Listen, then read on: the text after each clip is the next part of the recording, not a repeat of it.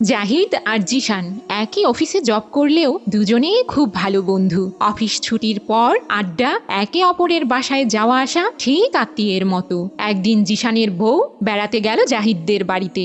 Office ছুটির পর জাহিদের সাথেই জিশান গেল বউকে বাড়ি নিয়ে যেতে। এমন সময় জাহিদ বাড়িতে ঢুকতেই তার স্ত্রী বলল, তোমরা বসো, আমি ঠান্ডা শরবত নিয়ে আসছি। অমনি জাহিদ উঠে বলল, নিয়ে আসছি মানে কি? আগে এনে রাখতে পারিস না? তুই জানিস না আমি এই সময় অফিস থেকে ফিরি? এই দৃশ্য দেখে জিশান বলল, আরে দোস্ত, ভাবির সাথে এমন ব্যবহার কেন করছিস? যান ভাবি, আপনি শরবত নিয়ে আসুন। জাহিদ হেসে বলল, আরে ভাই, বউকে এভাবেই হ্যান্ডেল করতে হয়, না হলে মাথায় চড়ে বসবে। স্ত্রী শরবত নিয়ে আসা মাত্র জাহিদ বলল, আর যেন কোনোদিন বলতে না হয়, এখন আমার জুতা খুলে দে। তারপর জাহিদ জিশানকে বলল, দোস্ত, বউ পায়ের জুতার সমান, তাই বউকে পায়ের নিচেই রাখতে হয়, বুঝলি? এ কথা শুনে জিশানের স্ত্রী জিশানকে বলল, তাহলে আমিও তোমার জুতা খুলে দেই। জিশান বলল, এ কি করছো?